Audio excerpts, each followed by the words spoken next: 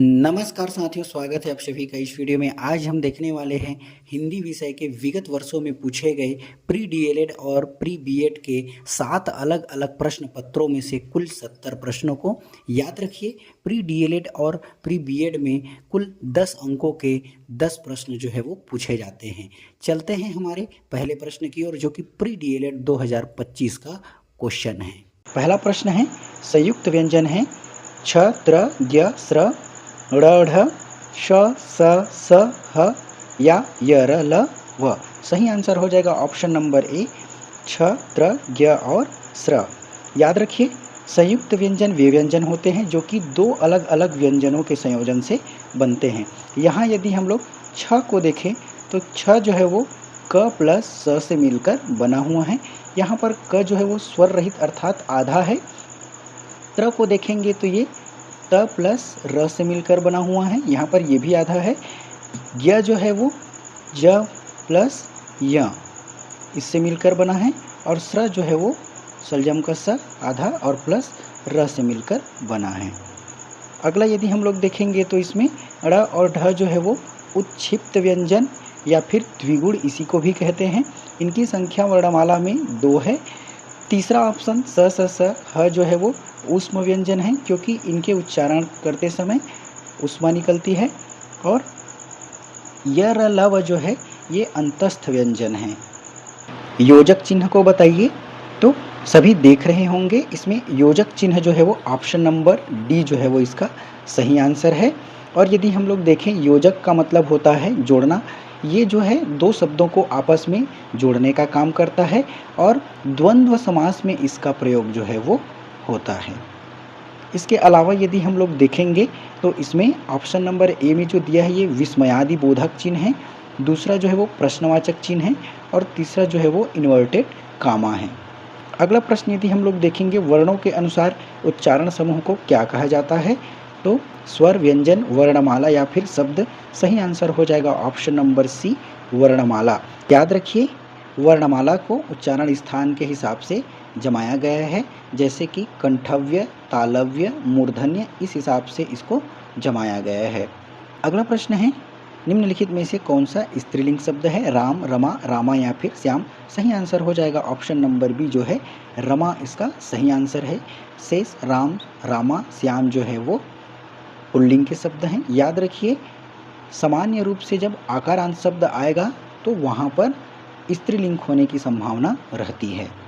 अगला प्रश्न है, निम्नलिखित वाक्य को परसर्ग से पूरा कीजिए, जैसे राजा की खाली स्थान एक कन्या हुई। का, के, को या फिर की। सही आंसर हो जाएगा ऑप्शन नंबर सी, राजा को एक कन्या हुई। याद रखिए, जहाँ पर प्राप्त होने का भाव आएगा वहाँ पर को कारक चिन्ह का प्रयोग होगा। अगला प्रश्न है, शुद्ध शब्द का चयन कीजिए। सभी को पता होगा, आशीर्वाद जो लिखा है ऑप्शन नंबर डी जो है वो सही आंसर है। और यदि हम लोग इसको देखेंगे तो आशीह धन वाद इसका संधि विच्छेद हो जाएगा। और जब कभी भी हम लोग ररेफ की बात करते हैं तो आशीर धनवाद, जिस शब्द के बाद में ररेफ जो आ रहा है उसी शब्द के बाद वाले शब्द में ररेफ जो है वो लगता है, या फिर ऐसा कहें कि जिस शब्द के पहले ररेफ का उच्चारण आता है उसी शब्द पर ररेफ जो है वो लगता है। अगला प्रश्न है, हिंदी कैसी भाषा है, राजभाषा, प्राच्य भाषा, राष्ट्रभाषा या फिर राज्य भाषा। सही आंसर हो जाएगा ऑप्शन नंबर ए, राजभाषा है। याद रखिए, संविधान के अनुच्छेद 343(1) में इसका उल्लेख है, और कुल 22 भाषाएं हैं जिनको संवैधानिक दर्जा प्राप्त है।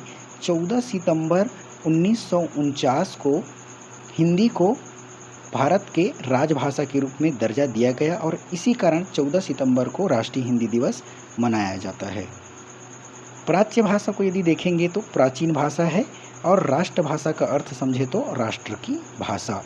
लल्लो चप्पो करने का सही अर्थ है बातें बनाना, डींग मारना, खुशामद करना या शिकायत करना। सही आंसर हो जाएगा ऑप्शन नंबर सी, खुशामद करना। याद रखिए, लल्लो चप्पो करना का सही अर्थ होता है खुशामद करना, और खुशामद का सही अर्थ होगा जब हम किसी काम को करवाने के लिए किसी की चापलूसी करते हैं तो इसे ही खुशामद करना कहा जाता है। बातें बनाने का अर्थ होता है बहाना बनाना, और डिंग मारना का अर्थ होता है बड़ी बड़ी बातें करना। शिकायत करने का अर्थ होता है नाराजगी व्यक्त करना या दोषारोपण करना। अगला प्रश्न है, निम्नलिखित में से देशज शब्द कौन सा है? इंजीनियर, डॉक्टर, नदिया या फिर प्रोफेसर। सही आंसर हो जाएगा ऑप्शन नंबर सी, नदिया। याद रखिए, देशज शब्द अर्थात देश में जन्मा शब्द जो है वो देशज शब्द कहलाता है। यहाँ पर इंजीनियर, डॉक्टर और प्रोफेसर जो है वो अंग्रेजी अर्थात विदेशी शब्द हैं और नदिया जो है वो देशज शब्द है। अगला प्रश्न है, निम्नलिखित में से कौन सा शब्द पृथक है? पानी, नीर, जल या फिर अनल। सही आंसर हो जाएगा ऑप्शन नंबर डी, अनल जो है। पानी, नीर और जल पानी के ही पर्यायवाची हैं, जबकि अनल जो है वो अग्नि के पर्यायवाची शब्द हैं। अग्नि का अन्य पर्यायवाची शब्द पावक और कृषाणु भी होता है। अगला प्रश्न है जो कि प्री बीएड 2025 में पूछा गया है, अंत्योदय का सही विच्छेद है, तो इसका सही आंसर हो जाएगा अंत्यधन उदय। ऑप्शन नंबर डी जिसका सही आंसर हो जाएगा। और कौन सा संधि है यदि पूछा जाए तो गुण स्वर संधि। अगला प्रश्न है, निर्विवाद में समास है, अव्ययी भाव समास, बहुब्रीहि समास, तत्पुरुष समास या फिर कर्मधारय समास। सही आंसर हो जाएगा ऑप्शन नंबर ए, अव्ययी भाव समास। याद रखिए, अव्ययी भाव समास में पहला पद उपसर्ग या अव्यय होता है। यहाँ पर यदि हम लोग देखें तो निर शब्द जो है वो उपसर्ग लगा हुआ है, इसके वजह से ये अव्ययी भाव समास है। अगला प्रश्न यदि देखें, के लिए किस कारक का चिन्ह है? संबोधन, करण, संप्रदान या फिर अपादान। सही आंसर हो जाएगा ऑप्शन नंबर सी जो है वो संप्रदान कारक का जो चिन्ह है वो के लिए है। इसके अलावा यदि हम लोग देखेंगे तो को और के लिए ये दोनों जो है वो संप्रदान कारक का चिन्ह है। संबोधन कारक का यदि हम लोग चिन्ह को देखें, ये सप्तमी विभक्ति है और इसका जो चिन्ह होता है हे, अरे, ये संबोधन का चिन्ह होता है। करण जो है वो तृतीया विभक्ति है और इसका जो चिन्ह है वो से है और ये से जो है वो क्रिया के साधन को बताता है। अपादान कारक को देखेंगे तो इसका भी चिन्ह जो है वो से है, लेकिन इस से में अलग होने का भाव या फिर डर के संबंध में ये व्यक्त होता है। अगला प्रश्न यदि देखेंगे तो अशुद्ध वाक्य का चयन कीजिए, आपका भविष्य उज्जवल हो। इस पुस्तक का नया संस्करण प्रकाशित हो रहा है। माता पिता पुण्यनी है या कमायनी उच्च कोटि का काव्य है। सही आंसर हो जाएगा ऑप्शन नंबर सी जो है वो अशुद्ध है। याद रखिए, यहाँ पर ये जो पुण्यनी शब्द दिया है, यहाँ पर अगर सही शब्द लिखते तो पूजनी या फिर पूज्य शब्द जो है वो होना चाहिए था। शेष तीनों सही हैं। अगला प्रश्न है, पर्ण का तद्भव शब्द है पत्ता, पन, पन्ना या फिर पत्र। सही आंसर हो जाएगा ऑप्शन नंबर ए जो है पत्ता, इसका सही आंसर है। अगला प्रश्न है, इनमें से तत्सम शब्द है पद, सच, भैंस या फिर 12। सही आंसर हो जाएगा ऑप्शन नंबर ए, पद जो है वो तत्सम शब्द है। याद रखिए, तत्सम शब्द जो है वो संस्कृत के शब्द होते हैं, अर्थात संस्कृत से आए हुए शब्दों को तत्सम शब्द कहा जाता है। इसका यदि हम लोग विच्छेद देखें तो तत्, धन, सम। तत् का मतलब होता है उसके और सम मतलब होता है समान। उसके समान अर्थात संस्कृत के समान जो शब्द हैं वो तत्सम शब्द कहलाते हैं। यहाँ पर यदि हम लोग सच को देखें तो सच का तत्सम शब्द होगा सत्य, भैंस का तत्सम शब्द होता है महिषी और 12 का तत्सम शब्द होता है द्वादश। अगला प्रश्न है, जिसके पास घर न हो, अभिषेक, अनिकेत, गृह या फिर अकिंचन। याद रखिए, ये अनेक शब्दों का एक शब्द से प्रश्न पूछा गया है। जिसके पास घर न हो उसको कहा जाता है अनिकेत। आपको पता होगा कई जगह लिखा होता है शांति निकेतन ऐसे करके, तो निकेतन या निकेत का अर्थ होता है घर और जिसके पास नहीं है तो वो हो जाता है अनिकेत। इसमें यदि हम लोग देखेंगे अकिंचन, तो अकिंचन का मतलब होता है छोटा। अगला प्रश्न है, निम्नलिखित में से वर्तनी की दृष्टि से अशुद्ध शब्द कौन सा है? वर्तनी अर्थात जब हम लोग उच्चारण करते हैं तो ये किसके वजह से होता है? मात्रात्मक त्रुटि की वजह से इसमें अशुद्धता रहती है।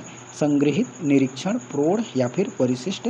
सही आंसर हो जाएगा ऑप्शन नंबर सी, प्रौढ़ जो है वो अशुद्ध शब्द है।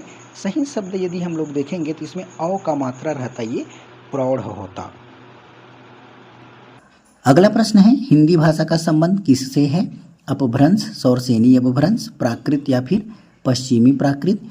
याद रखिए, यूनिवर्सिटी द्वारा इसके मॉडल आंसर में अपभ्रंश और प्राकृत अर्थात ऑप्शन नंबर ए और सी दोनों को आंसर लिया गया था, जबकि इसका वास्तविक आंसर जो है वो ऑप्शन नंबर बी अर्थात सौरसेनी अपभ्रंश से इसका सही आंसर है। अपभ्रंश का अर्थ होता है विकृत या फिर बिगड़ा हुआ रूप। यदि हम लोग भाषा में क्रम को देखें तो सबसे पहले हमारा आया था संस्कृत, संस्कृत के पश्चात में आया था पाली, पाली के बाद में आया था प्राकृत और प्राकृत के पश्चात में आया था अपभ्रंश।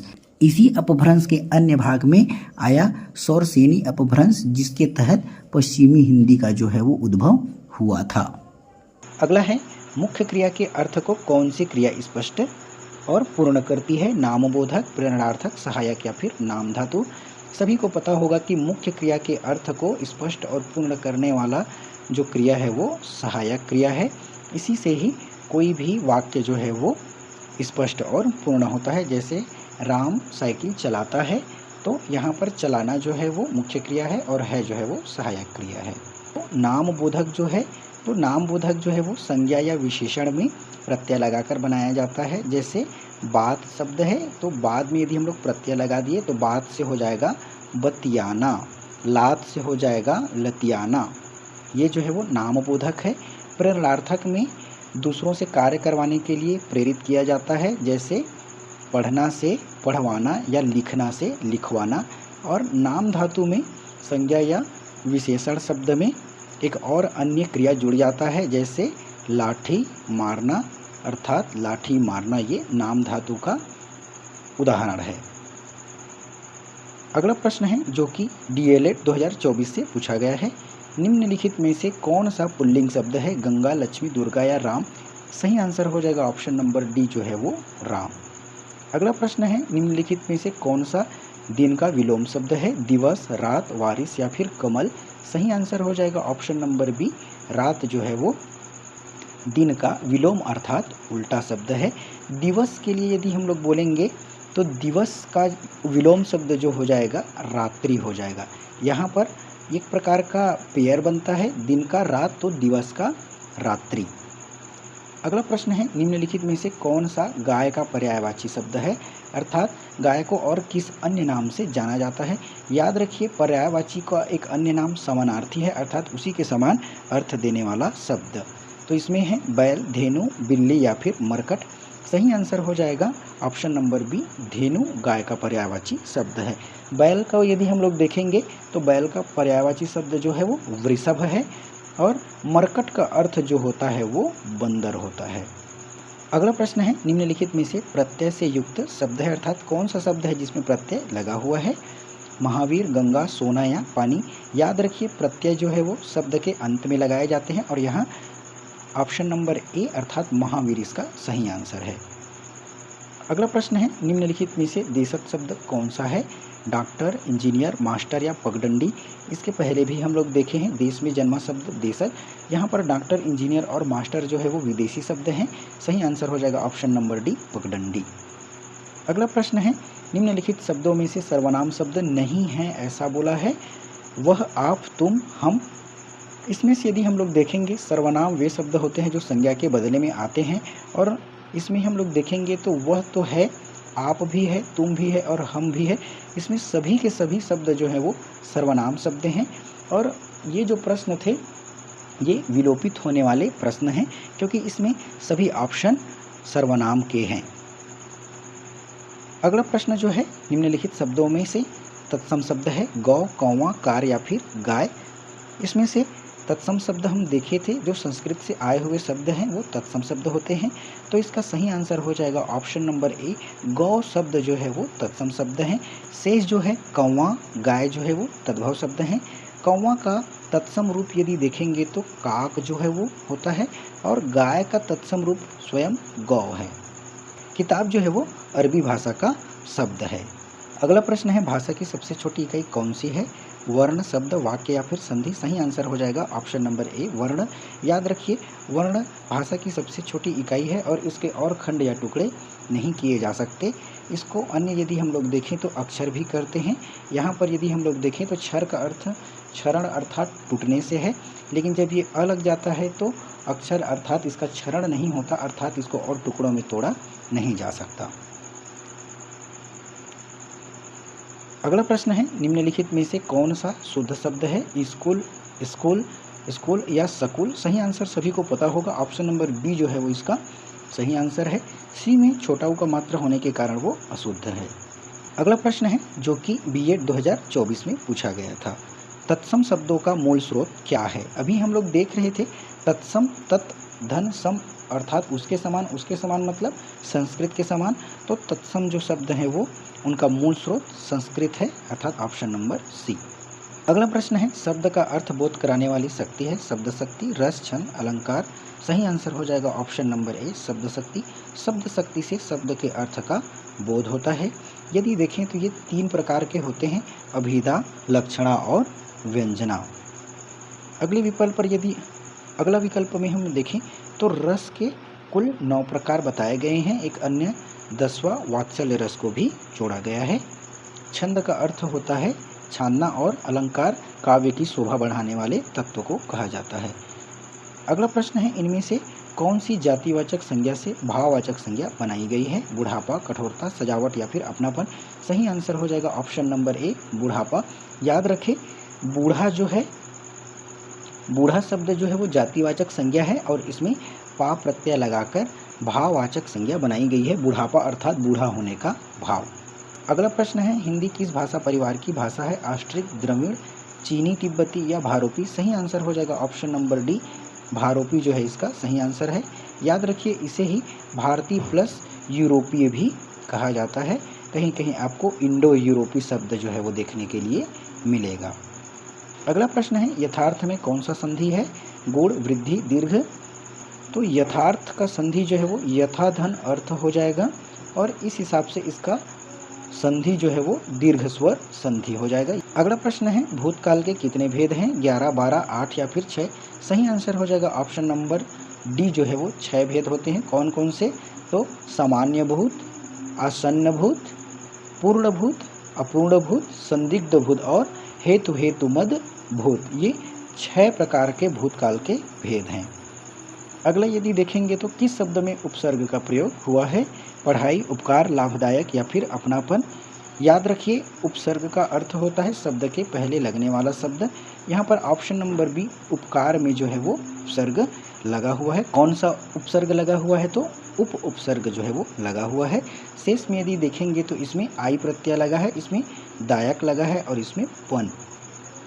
अगला प्रश्न है, वह गया तो यह किस काल का उदाहरण है? संभाव्य भविष्य, सामान्य भविष्य, संभाव्य वर्तमान या फिर सामान्य वर्तमान? याद रखिए विकल्प के आधार पर इसका सही आंसर हो जाएगा ऑप्शन नंबर डी, सामान्य वर्तमान। यदि यहाँ पर लिखा होता वह गया हो ऐसा, तब इसका आंसर हो जाता संभाव्य वर्तमान। अगला प्रश्न है, संकल्प किस संधि का उदाहरण है? व्यंजन संधि, स्वर संधि, विसर्ग संधि या फिर दीर्घ स्वर संधि? याद रखिए संकल्प का जो संधि विच्छेद है समधन कल्प होता है और चूंकि यहाँ पर एक हलंत आ रहा है इसलिए इसका संधि जो है वो ऑप्शन नंबर ए व्यंजन संधि हो जाएगा। अगला प्रश्न है, पर्यंक किस शब्द का तद्भव शब्द है? पलंग, पालकी, पर्यटक या कोई नहीं? सही आंसर हो जाएगा ऑप्शन नंबर ए, पलंग का तद्भव शब्द है। अगला प्रश्न है जो कि प्री बीएड 2023 में पूछा गया है, निम्नलिखित में से कौन सा अव्यय है और रूप, समाज या फिर मानव? याद रखिए अव्यय का अर्थ जिसका व्यय नहीं होता, अर्थात इसका रूप सभी लिंग, वचन, काल और सभी कारकों में एक समान चलता है, उसको अव्यय कहा जाता है। यहाँ पर सही आंसर हो जाएगा ऑप्शन नंबर ए अर्थात और। अगला प्रश्न है, उपादेय का तात्पर्य होता है उपकार, उपदेश, ग्रहण करने योग्य या फिर कोई नहीं? सही आंसर है ऑप्शन नंबर सी, ग्रहण करने योग्य। यहाँ पर यदि देखा जाए तो उपधन आदेय और आदेय का अर्थ होता है ग्रहण करने योग्य। अगला है, आगत शब्द है जूता, लकड़ी, डिबिया या कुर्सी? ऑप्शन नंबर डी इसका सही आंसर है। आगत का अर्थ होता है आया हुआ और आया हुआ मतलब होगा जो दूसरे जगह से आया है, अर्थात विदेशी शब्द है ये। अगला प्रश्न है, हंस का पर्यायवाची है हबी, मराल, कपोत या फिर सफारी? सही आंसर हो जाएगा ऑप्शन नंबर बी, मराल जो है वो हंस का पर्यायवाची है। यदि कपोत को देखा गया तो कबूतर इसका पर्यायवाची शब्द है। अगला प्रश्न है, उत्तम पुरुष का उदाहरण है तुम अपना कार्य नहीं करते हो, आप भोजन करें, हम रायपुर जाएंगे, वे लोग अच्छे हैं। सही आंसर हो जाएगा ऑप्शन नंबर सी, हम रायपुर जाएंगे, ये उत्तम पुरुष का उदाहरण है। याद रखिए, तुम अपना कार्य नहीं करते हो, ये मध्यम पुरुष है। आप भोजन करें, ये भी मध्यम पुरुष है। और वे लोग अच्छे हैं, ये जो है वो अन्य पुरुष है। अगला प्रश्न है, पूर्ववर्ती का विलोम शब्द है परवर्ती, परावर्ती, प्रगति या फिर परिवर्ती। सही आंसर हो जाएगा ऑप्शन नंबर ए, परवर्ती। याद रखिएगा, पूर्व का अर्थ होता है पहले और पर या फिर उत्तर का अर्थ होता है बाद वाला, तो इसका विलोम शब्द हो जाएगा परवर्ती। परावर्ती का अर्थ होता है लौटकर आने वाला, प्रगति का अर्थ होता है आगे बढ़ना और परिवर्ती का अर्थ होता है बदलने वाला। अगला प्रश्न है, इस परीक्षार्थी ने नकल की है, वाक्य में इस कौन सा विशेषण है? गुणवाचक, परिमाणवाचक, संख्यावाचक या फिर सार्वनामिक विशेषण। सही आंसर हो जाएगा ऑप्शन नंबर डी, सार्वनामिक विशेषण। याद रखिए, जब संज्ञा के पहले सर्वनाम आ जाता है तो इसे सार्वनामिक विशेषण कहा जाता है। जैसे यहाँ पर परीक्षार्थी के पहले में इस शब्द जो आया है, ये परीक्षार्थी की ओर संकेत कर रहा है, इसलिए इसे सार्वनामिक विशेषण कहते हैं। अगला प्रश्न है, जिसका वचन द्वारा वर्णन न किया जा सके उसे कहते हैं अवचन, अनिर्वचनीय, कुवचन या फिर निर्वचनीय। सही आंसर हो जाएगा ऑप्शन नंबर बी, अनिर्वचनीय, जिसका वचन द्वारा वर्णन न किया जा सके। अगला प्रश्न है, पुनर्विवाह का संधि विच्छेद है पुनर्धन विवाह, पुनः विवाह, पुनधन विवाह, पुनर्विधन वाह। इसका सही संधि विच्छेद जो होता है वो पुनः धन विवाह होता है, पुनः विवाह। तो इसका सही आंसर हो जाएगा ऑप्शन नंबर बी। यहाँ पर आप देखेंगे प्लस का चिन्ह हट गया है, यहाँ पर प्लस का चिन्ह लगा लीजिएगा। इसका सही आंसर हो जाएगा पुनः धन विवाह। अगला प्रश्न है, इंद्रिय बोध में कौन सा समास है? तत्पुरुष, अव्ययी भाव, द्वंद्व या फिर कर्मधारय। सही आंसर हो जाएगा ऑप्शन नंबर ए, तत्पुरुष समास। यहाँ पर इसका अर्थ होगा इंद्रियों का बोध। अगला प्रश्न है, जो कि बीएड 2022 में पूछा गया है, अनायास में प्रयुक्त उपसर्ग है अना, अन, अम या फिर अन। सही आंसर हो जाएगा ऑप्शन नंबर डी, अन जो है वो अनायास में प्रयुक्त उपसर्ग है। इसका यदि हम लोग अलग करके देखेंगे तो अन धन आयास जो है इसका सही उच्चारण होगा। अगला है, अंजाम शब्द है अरबी, फारसी, हिंदी या फिर उर्दू। सही आंसर हो जाएगा ऑप्शन नंबर बी, फारसी शब्द। आप इसे जाम और ये रसी से रस कनेक्ट कर सकते हैं। जाम में रस होता है, अर्थात अंजाम जो है वो फारसी शब्द है। अगला प्रश्न है, अनाज का पर्यायवाची शस्य, श्याम, भोजन या फिर चना। सही आंसर हो जाएगा ऑप्शन नंबर ए, शस्य। आप देखते होंगे वंदे मातरम पढ़ते समय इसका उच्चारण होता है शस्य श्यामलाम करके। अगला प्रश्न है, दुर्बलता का संधि विच्छेद है दूरधन बलता, दूरधन बलधनता, दुर्धन बलता या दुर्बल धनता। याद रखिए, दुर्बलता शब्द जो है वो दुर्बल शब्द में ता प्रत्यय लगाकर बना हुआ है। यहाँ यदि हम लोग दुर्बल शब्द का संधि विच्छेद करेंगे तो ये हो जाएगा दुहधन बल, और यदि हम लोग ता को जोड़ेंगे तो ता, ये इसका सही संधि विच्छेद हो जाएगा। लेकिन कई बार व्याकरण की दृष्टि से यदि हम लोग देखते हैं तो दूर शब्द जो है वो दुर्बल शब्द में प्रत्यय लगा हुआ है, इस वजह से दूरधन बलधन ता इसका एक अन्य संधि विच्छेद भी हो सकता है। यहाँ पर यदि हम लोग देखते हैं तो दुहधन बलधन ता नहीं दिया है और मॉडल आंसर जारी करते समय इस प्रश्न को विलोपित किया गया था। आप निकटतम आंसर दूरधन बलधन ता अर्थात ऑप्शन बी को इसमें ले सकते हैं, लेकिन सही इसका हो जाएगा दुहधन बलधन ता।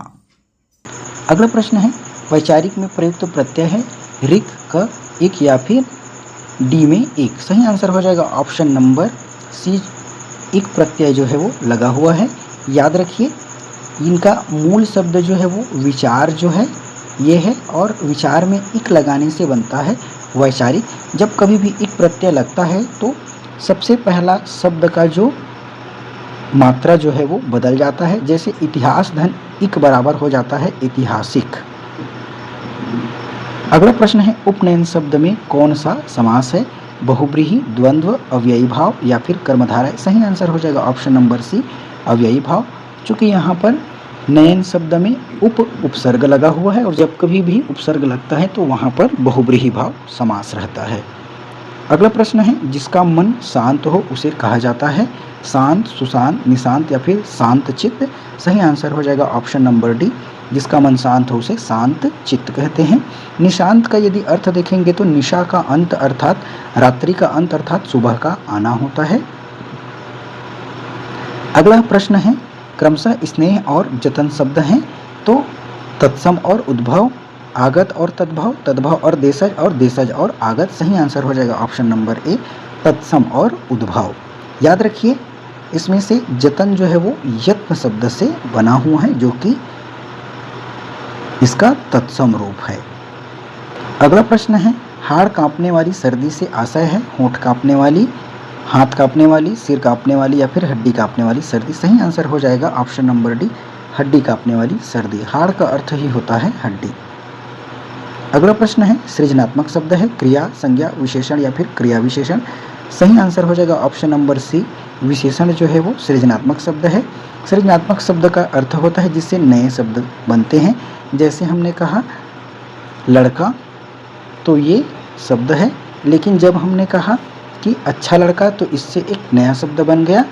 चूँकि ये विशेषण से बना है इसीलिए विशेषण जो है वो सृजनात्मक शब्द है। अगला प्रश्न है, स्त्रीत्व किस प्रकार की संज्ञा है? जातिवाचक, द्रव्यवाचक, भाववाचक, व्यक्तिवाचक। सही आंसर हो जाएगा ऑप्शन नंबर सी जो है वो भाववाचक संज्ञा।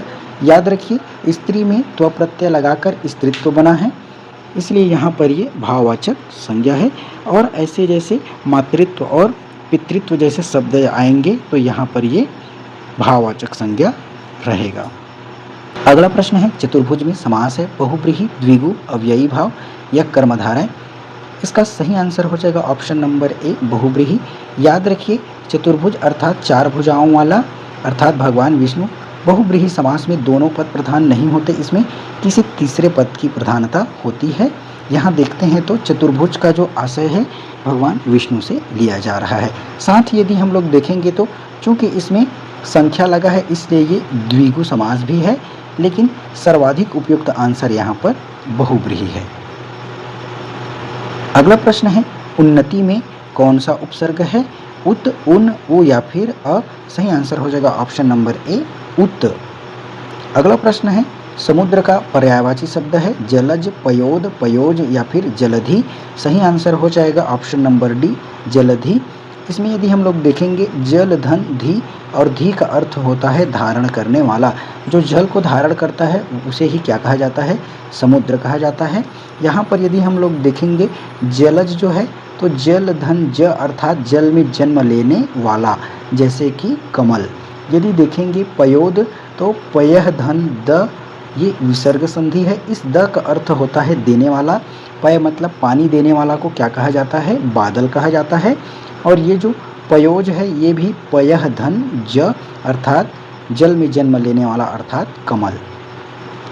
अगला प्रश्न है, जिजीविषा का सही अर्थ क्या है? जिज्ञासा, मृत्यु की इच्छा, जीने की इच्छा या फिर अनंत। सही आंसर हो जाएगा ऑप्शन नंबर सी, जीने की इच्छा। जीने की इच्छा को जिजीविषा कहते हैं। जिज्ञासा को यदि हम लोग जानेंगे तो जानने की इच्छा। मृत्यु की इच्छा को हम लोग कहते हैं मुमूर्षा। और अनंत का अर्थ होता है जिसका कोई अंत नहीं है। अगला प्रश्न है, निम्न में से कौन सा विस्मयादिबोधक अव्यय नहीं है? और, अरे, वाह या फिर उफ। विस्मयादिबोधक का मतलब होता है जिसको पढ़ने से या बोलने समय हमको विस्मय का भाव पैदा होता है। यहाँ पर देखते हैं अरे, वाह, उफ ये सभी विस्मयादिबोधक अवयव हैं और जो है वो विस्मयादिबोधक अवयव नहीं है। ये समुच्चय बोधक अव्यय है। अगला प्रश्न है, बेल से फूल गिरे में कौन सा कारक है? कर्म, अपादान, संबोधन या फिर संप्रदान। तो याद रखिए अलग होने का जब भाव आता है तब वहाँ पर अपादान कारक होता है। इसका सही आंसर हो जाएगा ऑप्शन नंबर बी, अपादान। याद रखिए जहाँ पर अलग होने का भाव होगा, डर का भाव होगा, लज्जा का भाव होगा या फिर तुलना का भाव होगा, इन सभी जगह में अपादान कारक अर्थात पंचमी विभक्ति रहने वाला है। अब अगला यदि हम लोग देखेंगे तो संबोधन सप्तमी विभक्ति जिसका हे, अरे होता है। और संप्रदान जो है वो चौथी विभक्ति है जिसका चिन्ह को के लिए होता है। अगला प्रश्न है पावक का संधि विच्छेद होगा पौधन अकह, पावधन कह, पाधन अकह या फिर पाउधन कह। सही हो जाएगा ऑप्शन नंबर ए पौधन अकह। याद रखिए ये अयादि स्वर संधि का उदाहरण है जिसमें जब औ और अ मिलकर आओ शब्द बनाते हैं। अगला प्रश्न है गोधूली शब्द का भावार्थ होगा सूर्योदय और प्रातः के मध्य का समय, संध्या काल रात्रि के दूसरे पहर का समय, जब सूर्य ठीक क्षितिज के ऊपर हो वह समय। सही आंसर हो जाएगा ऑप्शन नंबर बी संध्या काल। याद रखिए गो का मतलब गाय और धूली का मतलब होता है धूल। जिस समय गाय जो है चरने के बाद में अपने संध्या काल में घर वापस आती है तो उसी समय को कहा गया है गोधूली अर्थात संध्या काल। अगला प्रश्न है निम्नलिखित में से तत्सम शब्द है ऊंचा, आलस, आदेश या फिर आंसू। सही आंसर हो जाएगा ऑप्शन नंबर सी आदेश जो है वो तत्सम शब्द हैं। शेष यदि देखें ऊंचा, आलस और आंसू ये तद्भव हैं। ऊंचा का तत्सम उच्च होता है, आलस का आलस्य और आंसू का जो है वो अश्रु होता है। तो ये रहे साथियों आपके कुल 7 अलग अलग प्रश्नों में से पूछे गए 70 प्रश्न जो कि प्री डीएलएड और बीएड में पूछे गए थे। उम्मीद है इन प्रश्नों से आपको लाभ जरूर मिलेंगे। धन्यवाद।